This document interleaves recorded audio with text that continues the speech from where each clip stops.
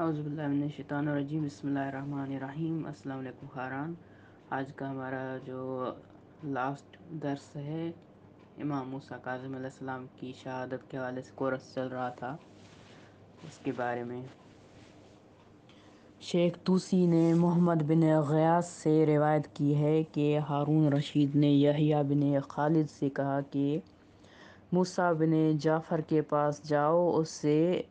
لوہا توک و زنجیر اتار دو، اور میرا سلام اسے کہو کہ تیرا چچا زاد بھائی کہہ رہا ہے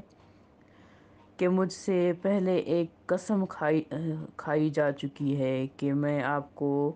نہیں چھوڑوں گا جب تک کہ آپ میرے سامنے یہ اقرار نہ کریں کہ آپ نے برائی کی ہے اور مجھ سے معافی چاہیں۔ اس سے جو کچھ آپ سے ہوا ہے اور اس برائی کے اقرار میں آپ کے لیے کوئی عار نہیں ہے، اور نہ ہی اس خواہش و سوال میں کوئی نقصان ہے، اور یحییٰ بن خالد ثقہ و میرا محل اعتماد جو ہے وزیر ہے،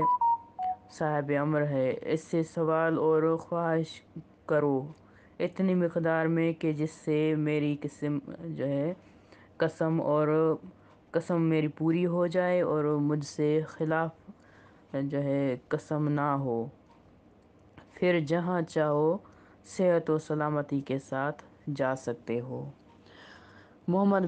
بن غیاث راوی کہتا ہے کہ موسیٰ بن یحییٰ بن خالد نے خبر دی کہ موسیٰ بن جعفر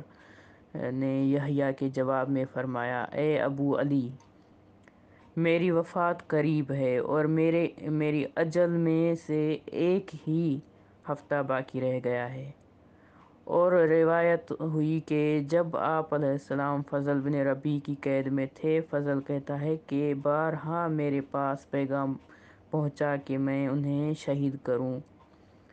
میں نے قبول نہیں کیا، اور میں نے انہیں واضح کر دیا کہ یہ کام مجھ سے نہیں ہوگا۔ اور جب ہارون سمجھ گیا کہ فضل بن ربیع قتل نہیں کرے گا، اقدام نہیں کرے گا اس کا، پھر انہوں نے فضل بن